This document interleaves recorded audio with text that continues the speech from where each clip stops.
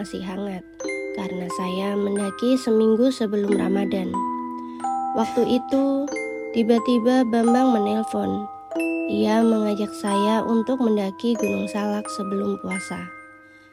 Kalau katanya sih silaturahmi. Saya sempat agak ragu karena cuaca yang tidak terduga kala itu. Namun, Bambang mengizinkannya pergi.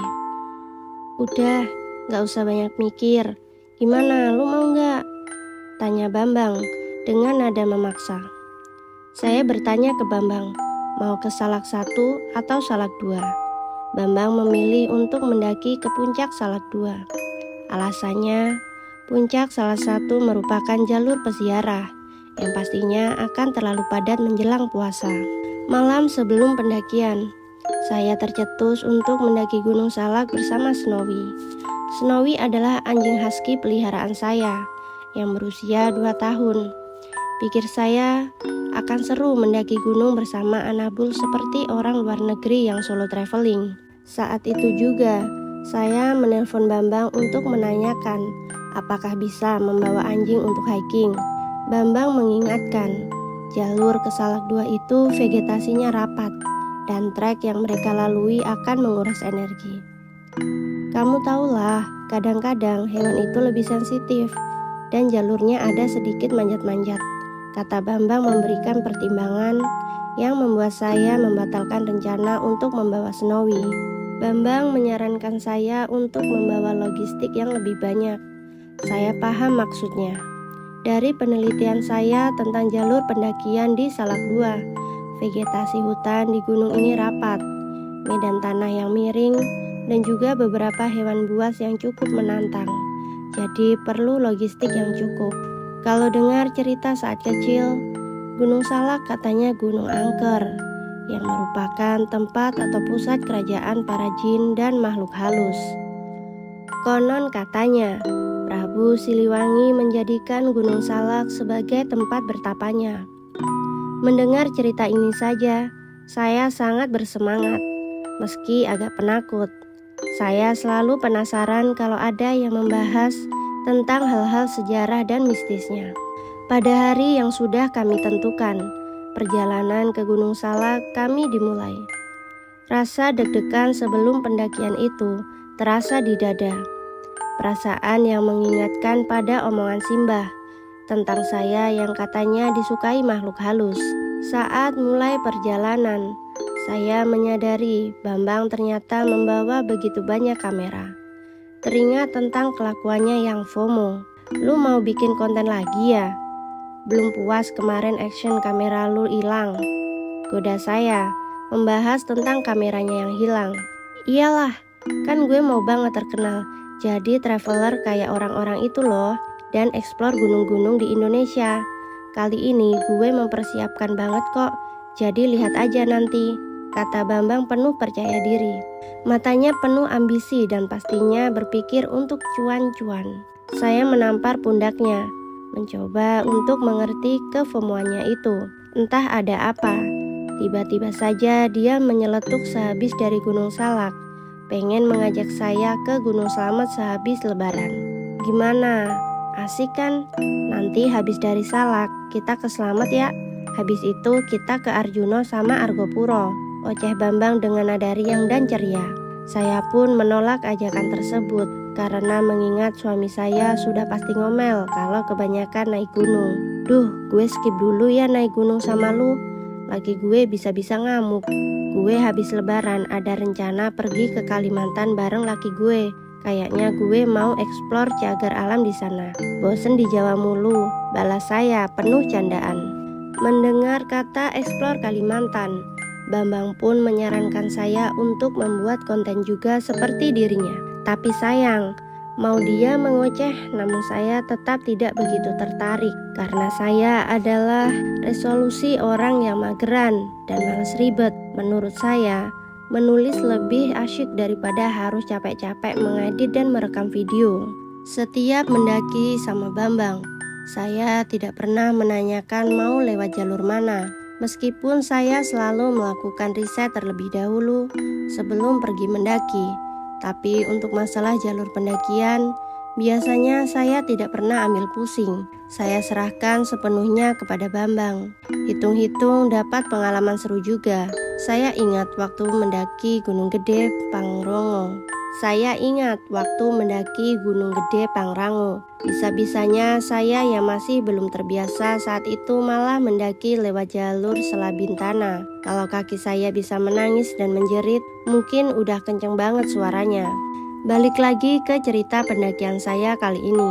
Kami tiba di base camp kayaknya masih jam 7-an. Saya lupa jam berapa, tapi pastinya masih pagi.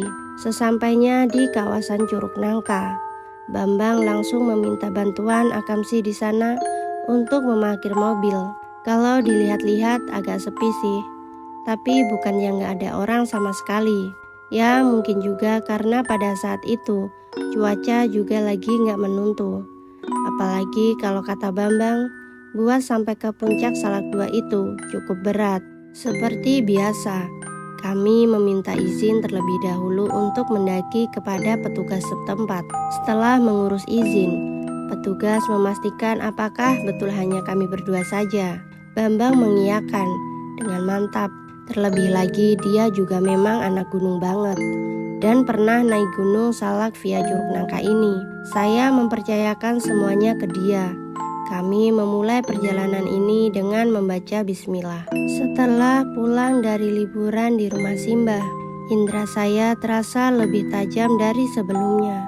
Entah kenapa, baru saja saya mulai menjejakkan kaki masuk hutan. Hawa mistis di hutan Salak itu terasa begitu pekat, padahal masih pagi dan matahari masih menyinari hutan. Ada perasaan ragu yang muncul saat itu. Muncul perasaan lanjut atau tidak. Hawa itu semakin pekat, jadi saya sudah agak masuk ke dalam hutan. Langkah saya berhenti dan jantung berdegup kencang. Bambang saat itu menanyakan ada apa dengan saya. Pulang aja nggak sih cuy? Gue kok ngerasa ini jalur nyeremin banget, kata saya dengan nada ragu. Saya menarik lengan Bambang karena entah mengapa rasanya seperti banyak sekali yang memperhatikan kami. Masa iya pulang sih Nas? Capek begini. Capek-capek kesini, lu tuh kebiasaannya deh. Baru begini aja udah ciut, ucap Bambang agak kesal. Ia berjanji kepada saya untuk tetap melanjutkan pendakian. Mau tidak mau, saya akhirnya melanjutkan perjalanan. Walaupun pendakian kali ini saya merasa tidak nyaman. Setelah perjalanan dengan santai, kami sudah harus menghadapi trek dengan kemiringan sekitar 45 derajat. Lumayan banget buat melatih otot paha. Saya juga harus berusaha untuk mengolahnya, sampai rasanya benar-benar lelah. Mungkin efek dari logistik yang saya bawa begitu banyak. Untungnya saya tidak membawa Snowy ke sini. Bisa-bisa pendakian ini akan memakan waktu yang cukup lama. Bambang menjelaskan bahwa jalur yang akan kami lewati akan terasa berat. Jarak untuk sampai ke puncak Salak 2 sebenarnya terkenal pendek, tapi rintangan yang dihadapi cukup berat. Sekitar 15 menit kami tiba di hutan bambu Gunung Salak. Saat itu kondisi hutan bambu berselimut kabut tipis. Suasana begitu sepi. Tak ada seorang pun yang saya lihat melintas. Cukup menyeramkan bagi saya. Padahal tadi di base camp ada banyak orang. Saya tidak banyak mengobrol dengan Bambang karena fokus saya pada jalur yang sedang saya hadapi. Kami berjalan pelan dan santai untuk menjaga ritme perjalanan agar tidak kelelahan di tengah perjalanan. Sebelum sampai di pos 1, kami sepertinya sudah melewati 3 hutan bambu. Saya ingat betul saat melewati hutan bambu, kami agak kesulitan karena jalur yang agak sempit. Ketika perjalanan pelan melewati batang bambu itu, entah kenapa ekor mata saya menangkap suatu sosok yang berdiri agak jauh di samping kiri saya. Awalnya Bambang sibuk ngevlog, tapi entah kenapa kok lama-lama tambah jadi sunyi. Terlalu sunyi sampai saya bisa mendengar suara angin dan nafas saya sendiri. Kabut tipis agak sedikit meringankan hutan bambu itu. Kami berjalan dengan terus berjalan. Sampai akhirnya saya tidak sengaja menoleh ke samping dan melihat sosok kuntilanak berdiri di sana. Dia memperhatikan kami. Langsung saja saya refleks menundukkan kepala dan berpegangan ke Bambang. Masih pagi-pagi begini, bisa-bisanya melihat penampakan. Saya memejamkan mata dan juga memegang erat ke Bambang. Laki-laki itu terlihat biasa dan juga cuek. Tapi bagaimana mau cuek kalau lagi jalan begini ada sosok kuntilanak yang liatin. Masih mending satu terus hilang. Sedangkan ini ada banyak. Seolah-olah saya masuk ke sarang kuntilanak. Gue takut bang, cepetan pergi dari sini. Lu gak dengar ada suara ketawa? Bisik saya yang enggan membuka mata. Rasanya saya ingin berlari secepat mungkin dari sini. Udah jangan takut, diem aja. Misi, kata Bambang sambil terus membaca ayat kursi dan terus berjalan. Kami akhirnya melewati hutan bambu yang banyak kuntilanaknya itu. Kalau dari informasi orang-orang, hutan bambu memang tempatnya makhluk halus, seperti pocong dan kuntilanak. Saya salut banget sama nyali orang yang berani solo traveling ke gunung. Rasanya pendakian Gunung Salak kali ini cukup melelahkan. Mungkin karena medannya yang miring, serta vegetasi hutan yang rapat membuat saya lebih cepat merasa lelah. Akhirnya, karena kaki saya sudah tidak sanggup melangkah, saya meminta istirahat ke Bambang sebelum melanjutkan perjalanan ke pos 1. Saya dan Bambang terdiam sejenak, duduk di pinggiran batang pohon. Rasa haus ini tidak bisa dihindari lagi. Tanpa sadar saya sudah cukup banyak menghabiskan air minum. Bambang sendiri masih sibuk untuk ngevlog. Saya hanya melihat langit-langit hutan untuk menikmati pemandangan sejenak. Kami akhirnya melanjutkan perjalanan lagi setelah 15 menit istirahat. Saat dalam perjalanan, saya dan Bambang sempat berpapasan dengan warga lokal yang sedang mencari kayu bakar. Saya awalnya sempat ragu, ini orang beneran atau jadi-jadian. Tapi ya Bambang memberanikan diri untuk bertegur sapa. Misi pak, punten ya pak numpang lewat, kata Bambang sambil sedikit menundukkan kepala untuk memberikan rasa hormat. Pagi juga, mau ke puncak ya? Berdua aja, tanya bapak-bapak tua terus sambil tersenyum kepada kami. Bambang mengiyakan pertanyaan bapak tersebut. Dia cukup ramah dan baik sampai menjelaskan trek-trek dan medan yang akan kami hadapi nanti saat menuju pos 1. Pokoknya, Neng sama akangnya nanti ketemu sama tanjakan akar. Nah dari situ gak jauh ada pos pendakian, kata bapak tua tersebut sambil mengarahkan tangannya ke arah kanan. Kami mengucapkan terima kasih dan melanjutkan perjalanan kembali. Saya berbisik sedikit ke Bambang. Waktu itu saya agak bercanda tentang bapak-bapak tadi. Gue kayaknya udah seuzon aja tadi. Gue pikir orang jadi-jadian, ternyata orangnya beneran, celutuk saya dengan suara pelan. Si Bambang pun mengejek saya dan mengatakan saya itu terlalu parno sama hal begitu. Ia selalu menasihati saya kalau naik gunung berusaha untuk membaur dan cuek saja sama hal-hal yang terjadi di luar nalar. Namanya juga alam bebas. Saya hanya mengiyakan saja, bosan mendengar nasihat darinya yang begitu terus. Kalau saya tidak sensitif sama hal mistis, mungkin saya tidak yakin sekarang. Sesampainya di pos 1, saya buru-buru mengisi ulang air dari pipa aliran penduduk. Pendakian tadi sangat melelahkan. Kali ini saya meminta Bambang untuk membawa sebagian logistik yang saya bawa. Karena jujur saya tidak kuat. Saat mau nanjak naik akar, saya pun sudah oleng karena beratnya logistik yang saya bawa. Akibatnya kami sibuk membongkar logistik sekalian makan roti sebentar untuk mengganti energi yang terpangkas saat pendakian tadi. Tidak lama setelah itu, kami akhirnya bertemu dengan pendaki lain yang sepertinya masih remaja. Tapi nampaknya pendaki-pendaki yang baru turun itu terlihat cemas dan juga panik. Saya bisa melihat salah satu pendaki yang menggendong pendaki lainnya. Waduh, sepertinya ada kecelakaan. Bambang pun mendekati mereka, menawarkan bantuan dan menanyakan apa yang terjadi.